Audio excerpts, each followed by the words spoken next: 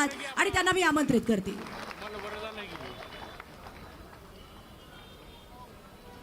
ऐतिहासिक पार्श्वभूमी असलेल्या सोलापूर महानगरपालिकेच्या सार्वत्रिक निवडणुकीच्या निमित्ताने राष्ट्रवादी काँग्रेस पक्षाच्या वतीने आज या ठिकाणी जाहीरनामा प्रसिद्ध होत असताना माझे सर्व उमेदवार कार्यकर्ते मतदार यांच्याशी संवाद करण्यासाठी महत्त्वपूर्ण जी बैठक होते आहे याला ज्यांनी नुकतंच या ठिकाणी संबोधित केलं त्या महिलांचे अध्यक्ष रुपालीताई चाकणकर, शहराचे पक्षाचे अध्यक्ष माझे सहकारी श्री संतोष पवार, जिल्ह्याचे अध्यक्ष श्री उमेश पाटील, कार्यक्रमाच्या निमित्ताने या ठिकाणी उपस्थित असलेले तौकीबाई शेख, राजेंद्र कलंत्री, अप्पाजी मेत्रे, चंद्रकांतजी दायमा, वसीमजी बुराण, श्रीनिवासजी कोंडी, आनंद मुस्तारे, शशी कांबळे, अनिलजी उकरडे, चित्राताई कदम, जी युवकांचे अध्यक्ष सुहास कदम, वर्षाताई शिंदे, संध्या सोनवणे, सर्व सन्मान्य व्यासपीठ, पक्षाचे सर्व सन्मान्य उमेदवार, पत्रकार मित्र, वाहिन्यांचे प्रतिनिधी आणि शहराच्या सर्व दूर भागातून या ठिकाणी उपस्थित असलेले राष्ट्रवादी काँग्रेस पक्षाचे म्हणजे सर्व सहकारी बंधू भगिनी आणि मित्रांनो, प्रदीर्घ कालावधीच्या नंतर राज्यातल्या महानगरपालिकेच्या निवडणुका त्या ठिकाणी होत आहेत. राज्य निवडणूक आयोगाची स्थापना झाल्यापासून पंचवार्षिक निवडणुका होत गेल्या. यावेळेला सुद्धा या निवडणुका 22 सालामध्ये अपेक्षित होत्या. करोनासारख्या महामारीच्या संकटात जग त्यावेळेला प्रचंड प्रमाणावरती आपत्ग्रस्त झालं होतं. त्यावेळेला या स्थानिक स्वराज्य संस्थांच्या निवडणुका आपल्याला पुढे ढकलाव्या लागल्या. मधल्या कालावधीमध्ये राज्यामध्ये राजकीयदृष्ट्या फेरबदल होत गेले. या साराचा परिणाम एका बाजूला होत असताना निमित्ताने काही याचिका उच्च न्यायालयामध्ये आणि सर्वोच्च न्यायालयामध्ये प्रलंबित होते. 50% आरक्षण, 50% पेक्षा अधिक आरक्षण या संदर्भामध्ये सर्वोच्च न्यायालयाने वेळोवेळी भूमिका त्या ठिकाणी स्पष्ट केली आणि त्या माध्यमातून स्थानिक स्वराज्य संस्थांच्या निवडणुकांच्या प्रदीर्घ काळ लांबलेल्या आहेत त्यासुद्धा 31 जानेवारी पर्यंत पूर्ण करण्याचे निर्देश त्या ठिकाणी दिले गेले. त्याच्यामुळे 27 सालामध्ये दुसरी टर्म संपली असती, परंतु इतका प्रदीर्घ कालावधीच्या नंतर निवडणुका होत असल्यामुळे समाजाशी नाळ जोडलेला कार्यकर्ता जो पक्ष समाजासाठी सतत काम करत असतो त्या पक्षाला अधिक पद्धतीचं पाठबळ लोकांचं त्यानिमित्ताने मिळत असतं. सोलापूरसारख्या जिल्ह्यामध्ये दीर्घकाळ आदरणीय पवार साहेबांना मानणारा एक वर्ग या जिल्ह्यामध्ये मोठ्या प्रमाणावरती राहिला. पण तुमचे आणि माझे नेते, राष्ट्रवादी काँग्रेस पक्षाचे राष्ट्रीय अध्यक्ष, राज्याचे उपमुख्यमंत्री यांना मानणारा वर्ग सुद्धा या जिल्ह्यामध्ये मोठ्या प्रमाणावरती शहरामध्ये आहे, ग्रामीण भागामध्ये आहे. सोलापूरसारखं शहर एका बाजूला कर्नाटक राज्याची हद्द त्या ठिकाणी लागते. कापड उद्योगामध्ये, चादर उद्योगामध्ये प्रसिद्ध असलेलं शहर, साधू संतांच्या विचारधारेचं असलेलं शहर, उजनीसारखं या राज्यातलं सर्वाधिक मोठं धरण असलेला हा जिल्हा, अलीकडच्या कालावधीमध्ये शेती आणि शेतीच्या प्रगतीमध्ये, उत्पादनामध्ये प्रचंड प्रमाणावरती भर टाकणारा जिल्हा, अशा गुणवैशिष्ट्यासह सोलापूर जिल्ह्याचं महत्त्व, सोलापूर शहराचं महत्त्व या राज्याच्या या सगळ्या प्रवासामध्ये खूप मोठ्या प्रमाणावरती आहे. अशा वेळेला या शहरातल्या पायाभूत सुविधा, विशेष करून शहरामध्ये राहणारे नागरिक आणि शहरामध्ये येणारे पर्यटक, भाविक, येणारे फ्लोटिंग पॉप्युलेशन ही लक्षामध्ये घेतली तर पिण्याच्या पाण्याची गरज खूप मोठ्या प्रमाणावरती आहे. अलीकडच्या कालावधीमध्ये काही वर्षापूर्वी उजनी धरणातून या शहरामध्ये पाणी आणण्याचं ठरवलं गेलं. राज्यामध्ये त्यावेळेला आम्ही मंडळीसुद्धा सत्तेवरती होतो. नंतर या बाबतीमध्ये पाठपुरावा त्या ठिकाणी होत गेला. परंतु आज शहरामधल्या मायमाऊलींची स्थिती जर का आपण पाहिली तर मुबलकपणाचा पाणी पुरवठा या शहरामध्ये होत नाही. काय त्याच्यातली कारणं आहे त्याच्या तपशिलामध्ये मी जाऊ इच्छित नाही. पण मनोनिग्रहाने या राज्यामध्ये काम करणारा एक आश्वासक नेता, ज्यांची विश्वासार्हता जनतेमध्ये मोठ्या प्रमाणावरती आहे, ज्याला पॉलिटिकल क्रेडिबिलिटी म्हटली जाते, राजकीय विश्वासार्हता म्हटली जाते, जनतेच्या जवळ दिलेल्या प्रत्येक शब्दाची उकल नव्हेच तर त्याची पूर्तता करण्याचं सामर्थ्य ज्या नेतृत्वामध्ये आहे त्या नेतृत्वाचं नाव आहे अजितदादा पवार. राष्ट्रवादी काँग्रेस पक्षाचे कार्यकर्ते म्हणून तुम्हा आम्हाला सर्वांना त्या गोष्टीचा अभिमान त्या ठिकाणी वाटतो आहे की अशा वेळेला या कार्यकुशल नेतृत्वाच्या माध्यमातून काम करत असतानाच या शहरातल्या अनेक प्रश्नांची उकल आपल्याला त्या ठिकाणी करायची. मला याही गोष्टीची जाणीव आहे. ज्या वेळेला आम्ही एनडीएमध्ये सहभागी होण्याचा निर्णय घेतला त्याला आमच्या भूमिकेवरती प्रश्नचिन्ह निर्माण केलं गेलं. आम्ही नेमक्या काय विचारधारेतून काम करणार आहोत, पण आम्ही स्पष्ट केलं, आम्ही सर्वजण 40 वर्ष राजकारणामध्ये आहोत, ते धर्मनिरपेक्ष विचाराच्या सिद्धांतावरती आहोत. शिवशाहू फुले आंबेडकरांच्या सामाजिक क्षमतेचा आमच्या रोमारोमामध्ये विचार त्या ठिकाणी भिनत असल्यामुळेच राजकारणामध्ये, समाजकारणामध्ये पक्षाच्या माध्यमातून लोकांची सेवा करत असताना, जनतेची सेवा करत असताना या विचारापासून आम्ही तसूभर सुद्धा बाजूला गेलेलो नाही. आणि म्हणून आमचा एनडीएमधला सहभाग बहुजन समाजाच्या व्यापक हितासाठी त्या ठिकाणी होता. समाजाचं हित करायचं असेल, राज्य आपलं विकसित आहे पण राज्य अधिक प्रगतीपथावरती न्यायचं असेल, या देशातील पायाभूत सुविधा मिळणारं जाळं म्हणून अधिक आपल्याला गतिमान करायचं असेल, मुंबईसारखं शहर आपल्या राज्याची आर्थिक राजधानी आहे, या देशाची आपली राजधानी आहे, या देशाची आर्थिक राजधानी आहे. जगातली जी काय महत्त्वाची शहरं त्या ठिकाणी म्हटली जातात त्याच्यामध्ये मुंबईचं महत्त्व अधिक मोठ्या प्रमाणावरती त्या ठिकाणी आहे. अशा वेळेला या राज्याच्या प्रगतीपथावर जाण्यासाठी आम्ही अजितदादांच्या नेतृत्वाखाली एक सामूहिक निर्णय त्या कालावधीमध्ये घेतला. याचा पुरस्कार आदरणीय भुजबळ साहेबांनी केला. प्रफुल्लभाई असतील, सुनील तटकरे असतील, हसन मुश्रीफ असतील, धनंजय मुंडे असतील, दत्ता भरणे असतील, आम्ही सर्वांनी एक सामुदायिक निर्णय त्या कालावधीमध्ये घेतला की राज्याच्या प्रगतीपथासाठी, बहुजन समाजाच्या व्यापक हितासाठी राज्यातला आपला सहभाग त्या ठिकाणी असला पाहिजे. लोकसभेमध्ये यश नाही मिळालं की एक राष्ट्रवादी काँग्रेस पक्षाला मिळालं नाही असं नाही. देशभरामध्ये एक वेगळ्यापैकी अवई उठवण्यात आली होती की देशामध्ये पुन्हा एकदा इंडियाचं सरकार त्या ठिकाणी आलं तर संविधान धोक्यामध्ये. आंबेडकरी चळवळीच्या मनामध्ये एकंदर देशभरामध्ये एक वेगळ्या पद्धतीची भावना निर्माण झाली. डॉक्टर बाबासाहेब आंबेडकरांनी मूळ संविधानामध्येच आदिवासी बांधवांना आरक्षण दिलं. त्यांच्या मनामध्ये साशंकता निर्माण झाली.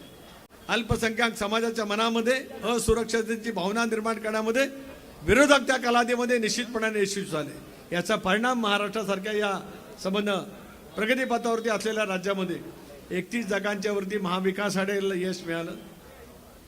महायुतीला 17 जागांच्या वरती समाधान मागावं लागलं. त्याच्यामुळे सार्वत्रिकच राज्यामधलं वेगळं वातावरण निर्माण होण्याची स्थिती निर्माण झाली होती. विधानसभेच्या निवडणुकीला आम्ही ज्यावेळेला सामोरं गेलो त्याला राज्यातील आमचे काही महत्त्वाचे नेते सुद्धा आम्हाला सोडून गेले होते. त्यांना असं वाटलं होतं की अजितदादाचं वलय संपलंय. त्या सर्वांना असं राज्यभरामध्ये वाटलं गेलं होतं की महाविकास आघाडीला इतकं प्रचंड प्रमाणावरती यश लोकसभेला मिळाल्याच्या नंतर जवळपास 8 मुख्यमंत्री पदाचे दावेदार तयार झाले होते. 101 मंत्रिपदाची शपथ घ्यायला तयार झाले होते. पण अशा वेळेला एक कल्याणकारी योजना या राज्याच्या इतिहासामध्ये पहिल्या प्रथम मांडली गेली. होय, मला अभिमान या गोष्टीचा आहे. या राज्याला 1 मे 1960 साली या राज्याची स्थापना झाली. 65 वर्ष पूर्ण झाली. या 65 वर्षामध्ये सर्वाधिक अर्थसंकल्प मांडणारा नेता कोण आहे तर त्याचं नाव अजितदादा पवार आहे. याचं मला अभिमान या ठिकाणी वाटतं. सुशीलकुमार शिंदे साहेबांनी सुद्धा अर्थसंकल्प दीर्घकाळ त्यांनी मांडला.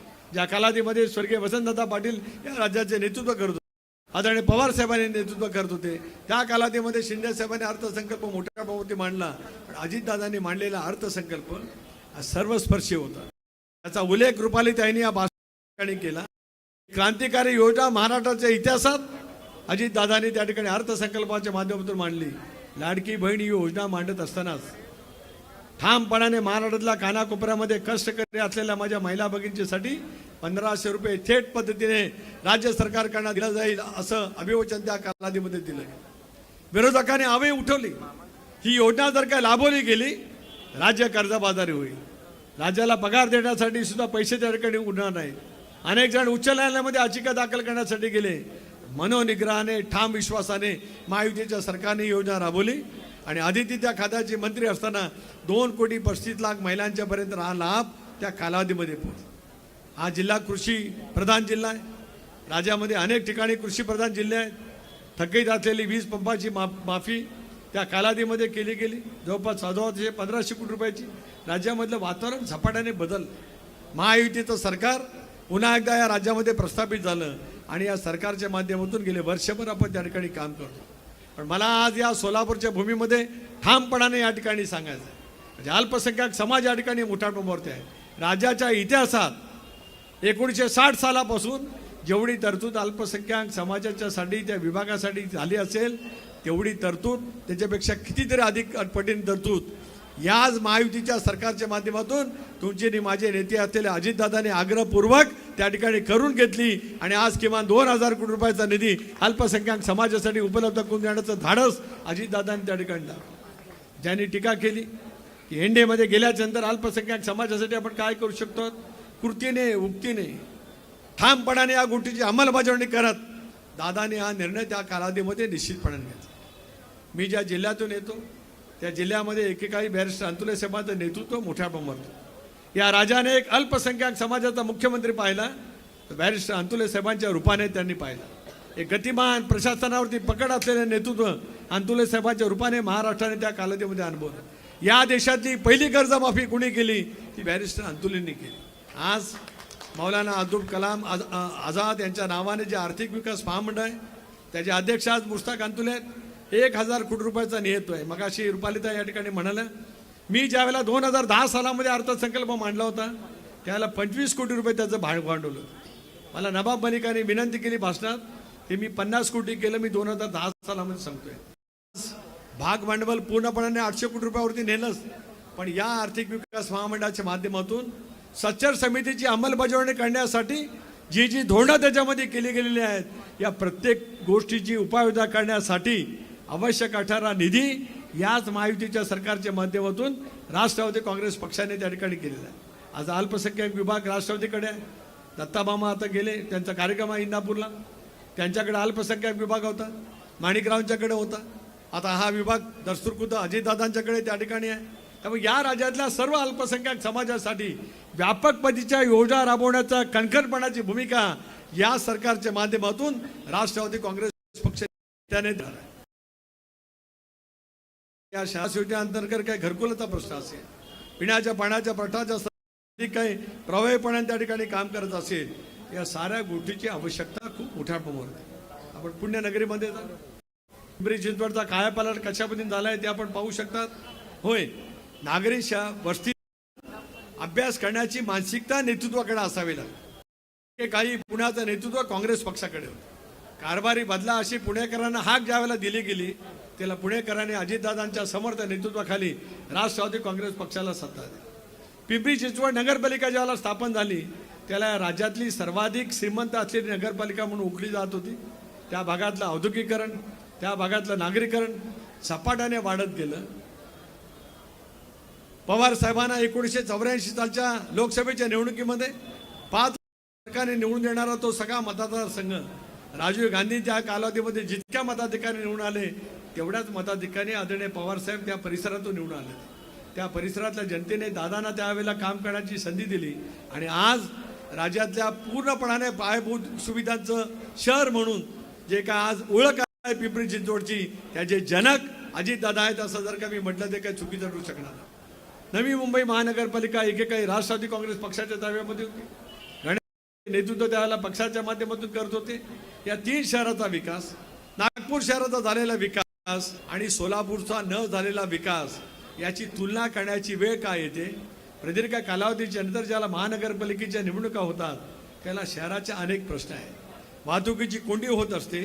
अशा वेळेला बाह्य वळण ज्याला बायपास आपण म्हणतो, ज्याला रिंग रोड आपण म्हणतो, याची पूर्तता करण्याची जबाबदारी त्या ठिकाणी करावी लागत असते. आज आपल्या नेत्यांच्याकडे अर्थ आणि नियोजन विभाग आहे. त्यामुळे अपूर्ण असलेलं रिंग रोडचं काम असेल त्याचं मार्गी लावण्याच्या दृष्टीतून आपल्याला प्रयत्नाची पराकाष्ठा करावी लागेल. रिंग रोडमध्ये ज्यांची जमीन गेले त्यांना त्या ठिकाणी भूसंपादनाचे पैसे मिळाले नसतील तर या कणखर नेतृत्वाच्या माध्यमातून देण्याची भूमिका आपल्याला त्या ठिकाणी घ्यावी लागेल. इतरही काही ज्या काय बाबी आहेत हे करण्याच्या दृष्टीतून आपल्याला काम त्या ठिकाणी करावं लागेल. या शहरातली जी वाहतुकीची व्यवस्था ज्याला आपण सिटी बस म्हणतो ही आता पूर्णपणाने बंद त्या ठिकाणी. पुणे पिंपरी चिंचवड या ठिकाणी बस सुरू आहे. मुंबईमध्ये बेस्टच्या मार्फत त्या ठिकाणी वाहतुकीची व्यवस्था होते. आता मेट्रोचं जाळं त्या ठिकाणी विणलं गेलेलं आहे. अशा वेळेला या संबंध प्रवासी सुविधा या शहरामध्ये करायच्या असतील तर निग्रहाने काम करणाऱ्या नेतृत्वाच्या पाठीमागे ठामपणाने उभं राहण्याची आवश्यकता खूप मोठ्या प्रमाणावर होते. या शहरामध्ये निवडणूक लढताना आपण आणि शिवसेना एकत्रितपणाने निवडणूक लढतो. दादांकडे असलेला नियोजन विभाग, अर्थ विभाग, एकनाथराव शिंदेंच्याकडे असलेला नगर विकास, MSRDC सारखा विभाग, या दोन्ही गोष्टी कारण MSRDCच्या विभागाच्या मार्फत पायाभूत सुविधांचं जाळं त्या ठिकाणी निर्माण करता येऊ शकत आहे. शहरवासियांना दिलासा देणारी युती आज या शहरामध्ये या 2 पक्षाच्या सजग नेत्यांनी प्रामाणिकपणाने त्या ठिकाणी केलेली आहे. अशा वेळेला या युतीच्या माध्यमातून शहराचा सर्वांगीण विकास करायचा असेल तर आपल्याला घड्याळाच्या चिन्हावरती बटन दाबत या शहराची सेवा करण्याची संधी ही पुढच्या कालावधीमध्ये त्या ठिकाणी देण्याची आवश्यकता आहे. म्हणूनच आनंद शिंदांशिवाय तुम्ही आता या ठिकाणी आलात, प्रभागामध्ये त्या ठिकाणी फिरत होतात. मी मगाशीच विचारलं, खरं तर आज आम्ही या ठिकाणी एवढ्यासाठीच आलो की ज्या शक्तीने ज्या उत्साहाने कार्यकर्ता लढतो आहे त्याच्या पाठीवर शाबासकीचा हात मारण्यासाठी 16 तारखेनंतर आम्ही येऊच, कारण तुम्ही अभूतपूर्व असं यश पक्षाला मिळवून देणार आहात असा विश्वास माझ्या मनामध्ये त्या ठिकाणी. पण होत असलेल्या प्रचाराच्या कामामध्ये नियोजन पद्धतीने प्रचार त्या ठिकाणी मामा 4 सदस्य प्रभाग पद्धती असते, त्याला सोबत असलेले उमेदवार ब कड महिला 2 असतात, सर्वसाधारण जागा असू शकते, एखादी जागा राखीव असू शकते. या सर्व घटकाला सोबत घेत निवडणुकीला ज्यावेळेला आपण सामोरं जात असतो त्यावेळेला मतदारांच्यापर्यंत पोहोचणं, त्यांच्या मनामध्ये प्रभागामध्ये असलेल्या उमेदवारांचं म्हणजे पॅनलची शक्ती त्या ठिकाणी उभं करणं हे नियोजन पद्धतीने प्रचार करण्याची आवश्यकता असते. आज मला आनंद वाटतो आहे, रुपाली त्यांनी सांगितल्याप्रमाणे आम्ही परवा ठाण्याला होतो, तिथे ठाण्याला आम्ही जाहीरनामा वचननामा प्रसिद्ध केला. काल छत्रपती संभाजी महाराज नगरामध्ये होतो, तिथेही राष्ट्रवादी काँग्रेस पक्षाने आपला जाहीरनामा प्रसिद्ध केला. जालनामध्ये आम्ही दुपारी होतो, तिथे आम्ही जाहीरनामा प्रसिद्ध केला. रात्री परभणीमध्ये होतो, तिथे आम्ही सर्वसमावेशक असा जाहीरनामा प्रसिद्ध केला. आज सकाळी नांदेड शहरामध्ये होतो, त्या नांदेड शहरामध्ये सुद्धा वचनपूर्तीचं समाजकारण करणारा राष्ट्रवादी काँग्रेस पक्षाने आपला जाहीरनामा प्रसिद्ध केला. आणि आता संध्याकाळी 3 संजेच्या पवित्र वेळेला आजान होत असतानाच आपल्या सर्वांच्या उपस्थितीमध्ये आम्ही हा विकासाचं नवं मॉडेल हे घेऊन हा जाहीरनामा या ठिकाणी प्रसिद्ध करतो. याचा अर्थ असा आहे की आपल्याला गेले 3 दिवस पक्ष प्रत्येक शहरामध्ये काय काम करणार आहे हे जाहीरनामाच्या माध्यमातून प्रसिद्ध करण्याची एक वेगळ्यापैकी संधी त्या ठिकाणी मिळाली. ती एवढ्यासाठीच या ठिकाणी मी सांगायला आलो की प्रदेश राष्ट्रवादी काँग्रेस पक्षाचा अध्यक्ष आहे. जाहीरनामामध्ये उद्याच्या भवितव्यासाठी पक्षाच्या माध्यमातून जे म्हणून काय या ठिकाणी सांगितलं असेल ते पूर्तता करण्याची जबाबदारी पक्षाची आहे. पक्षाचा अध्यक्ष म्हणून मी आपल्याला अभिवचन देतो आहे, या जाहीरनाम्यामध्ये नमूद केलेल्या साऱ्या काही गोष्टी पुढच्या 5 वर्षामध्ये सोलापूरकरांसाठी पूर्ण करण्याचं काम राष्ट्रवादी काँग्रेस पक्ष नेटाने करेल असं प्रदेशाध्यक्ष म्हणून मी आपल्या सर्वांना आश्वासित करू इच्छितो. ते करतो आहे मी आपल्या नेतृत्वाच्या बळावरती. मला विश्वास आहे की शहरामधील असलेले आपले सर्व उमेदवार हे सर्व समावेशक आहेत, सर्व धर्मीय उमेदवारांना या ठिकाणी या निमित्ताने संधी दिलेली आहे. या सर्व उमेदवारांच्या मार्फत उद्याच्या भवितव्याच्यासाठी सोलापूरकरांच्यासाठी उज्ज्वल भवितव्य आहे. ते केवळ राजकीयदृष्ट्या असं नव्हे तर विकासाचं नवं मॉडेल घेऊन आम्ही ज्याला जनतेसमोर जातो ते ठामपणाने अंमलबजावणी करण्याचं नेतृत्व ज्याला असतं त्याच्यातून एक वेगळी उन्नती, एक वेगळा विकास आपल्या सगळ्या परिसरामध्ये होऊ शकतो आहे. म्हणून सोलापूर जिल्ह्याचा अलीकडच्या कालावधीमध्ये एक दुष्काळी जिल्हा म्हणून ओळख होती. पण मला आठवतं की लोकशाही आघाडीचं सरकार आलं, अजितदादा त्या जलसंपदा खात्याचे मंत्री होते. काही काळ मी सुद्धा जलसंपदा खात्याचा मंत्री होतो. काही काळ माझ्याकडे ऊर्जा मंत्रिपद होतं. त्यावेळेला या जिल्ह्यातल्या ग्रामीण भागांतील अनेक पद्धतीच्या केंद्रांची आवश्यकता होती, सबस्टेशनची आवश्यकता होती. काही लाख पेड पेंडिंग केसेस त्यावेळेला होत्या. या सगळ्या पायाभूत सुविधाचं जाळं विणलं गेलं आणि उजनीचं पाणी सोलापूर जिल्ह्यामध्ये पसरवलं गेलं. एकेकाळी नगर जिल्हा सहकारी साखर कारखान्यामध्ये सर्वाधिक कारखाने असलेला जिल्हा ओळखला जात होता. अलीकडच्या 15-20 वर्षामध्ये या महाराष्ट्रामध्ये सर्वाधिक साखर कारखाने कुठे आहेत तर ते माझ्या सोलापूर जिल्ह्यामध्ये आहे. डाळिंबाचा निर्यात करणारा जिल्हा कुठला आहे तो माझा सोलापूरचा जिल्हा आहे. दुष्काळी जिल्हा म्हणून ज्या जिल्ह्याची ओळख होती आज द्राक्षाची निर्यात करणारा हा जिल्हा आहे, भाजीपालाची निर्यात करणारा जिल्हा आहे, फुलांची निर्यात करणारा जिल्हा आहे. अशा वेळेला शहराचं महत्त्व हे खूप मोठ्या प्रमाणावरती त्या ठिकाणी असू शकतं आहे. या शहराच्या उद्याच्या सर्वांगीण प्रगतीच्या कामासाठी आपल्याला अधिक व्यापक प्रमाणावरती काम करण्याची आवश्यकता आहे. ती करण्याची बांधिलकी घेऊन आपण सर्वजण त्या ठिकाणी काम करू इच्छितो. तौकीबाई शेख माझे एक ज्येष्ठ सहकारी आहेत, तेही अनेक वर्ष या शहरामध्ये कणखरपणाने नेतृत्व करतात. शहरवासियांचं पाठबळ त्यांना ताकदीने त्या ठिकाणी मिळालेलं आहे. जसं मी चंदन सिंहांचं नाव घेतलं तसे या प्रमुख सहकाऱ्यांना सुद्धा या ठिकाणी मी त्यांचा उल्लेख करू इच्छितो आहे. मला विश्वास आहे की दोन्ही नेते समर्थपणाने आपापल्या प्रभागातील 4च्या 4 उमेदवार निवडून आणण्यामध्ये यशस्वी होतील. याच्यात कोणाच्या मनामध्ये तीर मात्र शंकाचा असेल. म्हणून सर्वसमावेशक वेळीचं नेतृत्व घेऊन आपण ज्यावेळेला काम करतो त्यावेळेला त्या कामाला ताकद आणि शक्ती देण्याची आवश्यकता असते. ती देण्याचं काम आपण सर्वांनी पुढच्या कालावधीमध्ये करावं. संतोष तुम्ही असतील, जुबेर असतील, पक्षाच्या माध्यमातून संघटन अधिक मजबूत करण्याचा सातत्याने प्रयत्न करतात. शेवटी संघटना मजबूत कधी झाली याचं उत्तर लोकशाहीमध्ये निवडणुकीच्या माध्यमातून मिळत असतं.